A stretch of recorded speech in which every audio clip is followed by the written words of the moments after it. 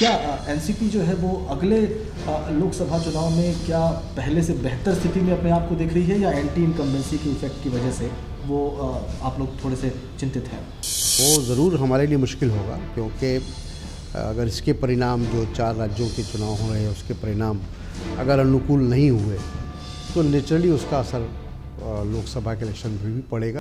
स्वागत आपका एक बार फिर से वार्ता विशेष में। हमारे साथ हैं केंद्रीय कृषि राज्य मंत्री तारिक अनवर साहब, एनसीपी के महासचिव भी हैं। थोड़ी सी राजनीतिक बातें भी कर लेते हैं, जाने से पहले हम लोग देश की व्यवस्थाओं के बारे में बात करते रहे। क्या एनसीपी जो है वो अगले लोकसभा चुनाव में क्या पहले से बेहतर स्थिति में अपने आप को देख रही है, या एंटी इनकम्बेंसी के इफेक्ट की वजह से वो आप लोग थोड़े से चिंतित हैं? नहीं, चिंता के विषय तो ही, जब आदमी सत्ता में होता है तो लोगों के ग्रीवांसेस बहुत बढ़ जाते हैं। आप बाहर में हैं, अपोजिशन में हैं, तो आपके ऊपर कोई जिम्मेदारी नहीं है, लेकिन जब आप सरकार में हैं तो सारी जिम्मेदारी और सारी अपेक्षा लोगों की उम्मीदें आपसे वाबस्ता हो जाती हैं। तो उस तरह हैं, लेकिन हम लोगों को उम्मीद यह है कि आने वाले समय में लोकसभा का जो चुनाव होगा वो ज़रूर हमारे लिए मुश्किल होगा, क्योंकि अगर इसके परिणाम जो 4 राज्यों के चुनाव हो रहे हैं उसके परिणाम अगर अनुकूल नहीं हुए तो नेचुरली उसका असर लोकसभा के इलेक्शन पर भी पड़ेगा, उससे हम इनकार नहीं कर सकते। हालांकि ये भी सही है कि राज्यों के चुनाव उसके मुद्दे अलग होते हैं, जो राष्ट्र के चुनाव होता है उसके मुद्दा अलग होता है। आप उसके लिए आप ये भी देखिएगा कि पिछले लोकसभा में भी कुछ इसी तरह का ट्रेंड था। अब ये है कि लोगों को, इस देश की जनता को ये फैसला करना है कि किस रास्ते पर उनको जाना है। अब एक रास्ता जो भारतीय जनता पार्टी का रास्ता है या नरेंद्र मोदी का रास्ता है, अब वो उनकी जो विचारधारा है, अगर वो विचारधारा को अगर भारत की जनता उसको अपनाएगी तो हम समझते हैं कि आने वाले दिनों में हमारे सामने बहुत तरह की कठिनाइयों का सामना करना पड़ेगा, क्योंकि ये देश जो है वो सर्वधर्म समभाव की रास्ते से चला है, और आज तक अगर इस देश को हमने बचा कर रखा है, इसकी एकता और इसकी अखंडता को, तो वो इसीलिए है। और जिस दिन ये लोगों को महसूस होने लगा कि ये देश एक संकीर्ण विचारधारा से चल रहा है तो बहुत सारी परेशानियां हमारे सामने आ सकती हैं। तारिक अनवर साहब, नरेंद्र मोदी गुजरात के मुख्यमंत्री हैं, गुजरात से आते हैं, अभी आप महाराष्ट्र से राज्यसभा सांसद हैं। क्या वजह है कि गुजरात से आकर एक व्यक्ति जो भारत के एक प्रमुख विपक्षी दल का प्रधानमंत्री पद का उम्मीदवार बनता है, और जब वो रैलियां करता है उत्तर भारत में तो उसकी रैलियों में भारी संख्या में लोग दिखाई देते हैं? देखिए, हम लोग भी राजनीति में करीब 40 साल हो गए। कुछ चीज़ें मैनेज की जाती हैं। मैनेजमेंट में ये बात सबको पता है कि आरएसएस का कोई जवाब नहीं है। आरएसएस से जिस तरह से यहाँ अन्ना हज़ारे का जब आपने देखा होगा, जब धरना हुआ था तो उसमें आरएसएस का बड़ा इम्पोर्टेंट रोल था और बड़ा कामयाब हुआ था। बाद में वही अन्ना हज़ारे जब बम्बई में गए और वहाँ जब उन्होंने धरना का आयोजन किया या सत्याग्रह का आयोजन किया तो वो फ्लॉप कर गया। तो उसका कारण यह था कि वहाँ आरएसएस नहीं था या आरएसएस का सपोर्ट नहीं था, जो भी कारण रहा हो। मेरा ये कहना है कि नरेंद्र मोदी बड़ी बड़ी बात ज़रूर करते हैं। जो अपने प्रदेश के अंदर प्राइमरी एजुकेशन देने में सक्षम नहीं है बच्चों को, वो बता रहे हैं कि हम देश बदल डालेंगे, देश की अर्थव्यवस्था बदल डालेंगे। तो कुछ इस तरह का झूठा प्रचार, जिसको कहा जाता है ना, किसी झूठ को 100 बार बोला जाए तो लोग यकीन करने लगते हैं ये सच है। तो उसी फार्मूले को, जो हिटलर का जो तरीका था काम करने का, वही तरीका नरेंद्र मोदी का है काम करने का, और इस तरह से वो झूठा प्रचार कर रहे हैं। तो एक भ्रम बन जाता है इंसान को, वो भ्रम बन गया है। अब वो भ्रम तभी टूटेगा जब एक बार लोग उनको देख लेंगे नज़दीक से। तो आप ये मानते हैं कि वो प्राइम मिनिस्टर बन रहे हैं? नहीं, हम तो नहीं मान रहे, इसलिए कि जो समीकरण है वो उनके पक्ष में नहीं है। वो कितना भी कोशिश कर लें, अगर हम ये मान लेंगे कि Bharatiya Janata party single largest party भी बन जाएगी तो भी उनका समीकरण नहीं बनता है प्रधानमंत्री बनने का या उनकी सरकार बनने का, क्योंकि उनके एलाइज उनके साथ नहीं है। जो एलाइज थे वो भी छोड़ के चले गए। तो अभी जो इस देश में जो दौर चल रहा है वो गठबंधन का दौर है, और गठबंधन की ही सरकार बन सकती है। कोई अकेले कोई ये सोचे, कोई पॉलिटिकल पार्टी कि हम अकेले बना लेंगे, अकेले बहुमत ले आएंगे, तो वो गलतफहमी की दुनिया में। एक बिल को लेकर जो है वो बहुत ज़्यादा घमासान मचा हुआ है, पहले भी था कम्युनल वायलेंस बिल, सांप्रदायिक हिंसा विरोधी बिल। क्या आवश्यकता थी? 8 साल पहले जो है ये ड्राफ्ट तैयार हुआ था, एनएसी ने किया था। अभी ठीक जब आखिरी लेजिस्लेटिव सेशन चल रहा है यूपीए 2 का, इस वक्त इसको इंट्रोड्यूस करने की, लाने की क्या आवश्यकता? एक तो ये था कि वो कमिटमेंट था यूपीए का, पिछले लोकसभा के चुनाव में कमिटमेंट था कि हम अगर दोबारा सत्ता में आएंगे तो इस बिल को लाएंगे। उस कमिटमेंट को पूरा करने की बात है। दूसरा ये कि अभी मुजफ्फरनगर में और देश के कई हिस्सों में सांप्रदायिक दंगे हुए, और जिस प्रकार से दंगे हुए उससे ऐसा लगता है कि सुनियोजित ढंग से वो हुआ है, प्लान वे में हुआ है, और इसको अगर नहीं रोका गया तो इस देश की जो एक परंपरा है या संस्कृति है वो ख़त्म हो जाएगी।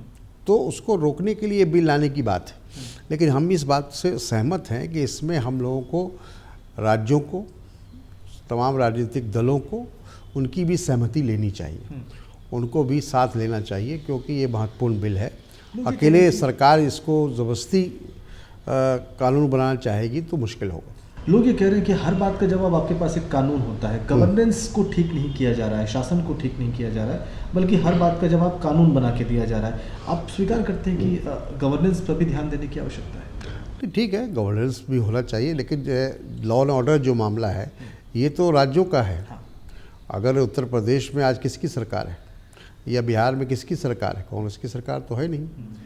तो जहाँ उनकी सरकार है, अपोजिशन की सरकार है, या कांग्रेस की भी सरकार में अगर राज्यों में इस तरह की घटना होती है तो वो दुर्भाग्यपूर्ण है।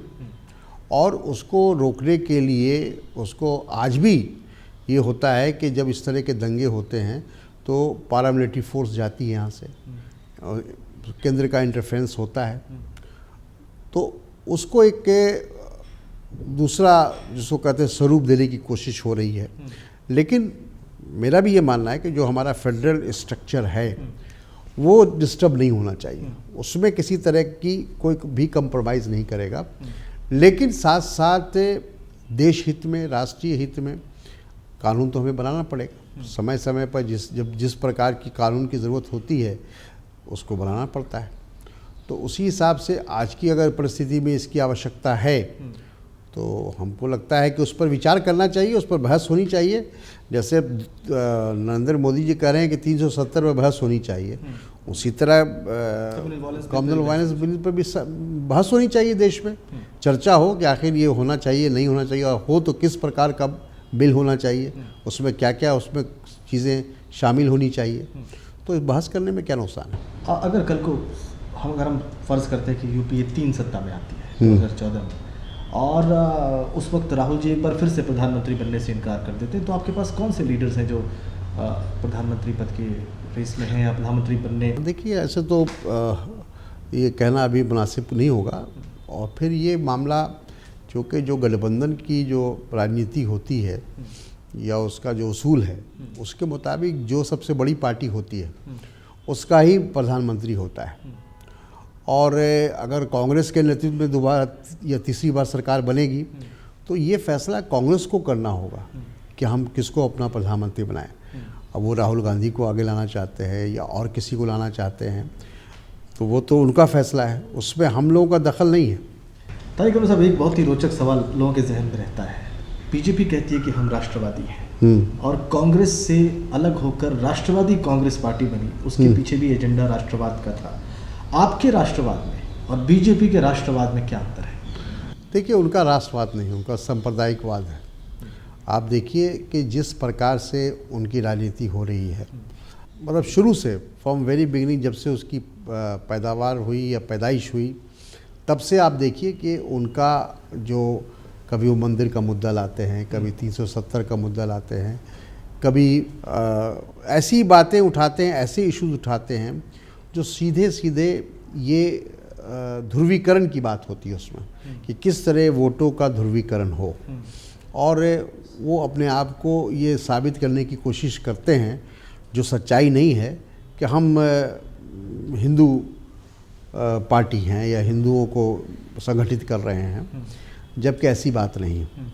सच्चाई ये है कि वो पार्टी सांप्रदायिक माहौल बनाकर वो अपना राजनीतिक के फ़ायदा उठाने की कोशिश करते हैं। थोड़ी बहुत उनको कामयाबी भी हुई, राम मंदिर के नाम पर एक बार वो सत्ता में भी आ गए। तो उनको लगता है कि इस तरह के इश्यूज़ को, जो भावनात्मक इश्यूज़ हैं, उनको अगर आगे लाया जाए तो उससे सत्ता की कुर्सी तक पहुंचना आसान है। तो वो रास्ता अपनाते हैं। हमारे पास ये नहीं, हम तो राष्ट्रवादी, सही मानों में राष्ट्रवादी, जो कि हमारे पास भी विकल्प खुला हुआ था, लेकिन हमने सांप्रदायिकता से समझौता नहीं किया। हमने जो उस तरह की पार्टियां थी, चाहे वो शिवसेना हो, चाहे और दूसरी पार्टियां हों, अगर महाराष्ट्र की राजनीति में देखा जाए तो शिवसेना का एक मजबूत उसकी ज़मीन है वहाँ, हम उसके साथ समझौता कर सकते थे अपने राजनीतिक लाभ के लिए, लेकिन हमने नहीं किया। तो हम ऐसे दलों से जो धर्म, जाति, भाषा, क्षेत्रीयवाद, इन चीज़ों पर आधारित हैं या उसको लेकर चलना चाहते हैं, उससे राष्ट्रवादी अलग है। राष्ट्रवादी विचारधारा का मतलब महात्मा गांधी की जो विचारधारा है, उस पर ही हम चलेंगे, चाहे फ़ायदा हो या नुकसान हो। अभी आप यूपीए में दूसरा सबसे बड़ा दल आपका ही है, क्या संभावना है अगली बार? क्या यही इक्वेशन रहेगा यूपीए 3 का, अगर सत्ता में आते हैं या नहीं आते हैं दोनों स्थितियों में? बिल्कुल, हम लोग इस बात को लगातार कह रहे हैं और कि भाई हम यूपीए में हैं और यूपीए में रहेंगे। हम लोग 99 से, उस समय एनडीए की सरकार थी केंद्र में, अटल जी उसके प्रधानमंत्री थे, तो उस समय भी हम लोगों को ये ऑफ़र दिया गया था, पवार साहब को ये ऑफ़र दिया गया था कि वो एनडीए में शामिल हो जाएं और उनको मंत्री का पद दे दिया जाएगा, और ये बहुत तरह की बातें कही गई थी। लेकिन उस समय भी उन्होंने रिफ्यूज़ किया कि हम भारतीय जनता पार्टी के साथ हम हाथ नहीं मिला सकते। तो आने वाले समय में हम यूपीए गठबंधन में ही रहेंगे, और चाहे हम सत्ता में रहें या विपक्ष में रहें, लेकिन हम ऐसे दलों के साथ कोई समझौता नहीं कर सकते जिनसे हमारी विचारधारा नहीं मिलती हो। और तारिक अनवर को क्या हम अगली बार लोकसभा में देखेंगे? अगली लोकसभा में अब कह नहीं सकते, लेकिन पार्टी अगर कहेगी कि आपको लोकसभा लड़ना है तो लड़ेंगे।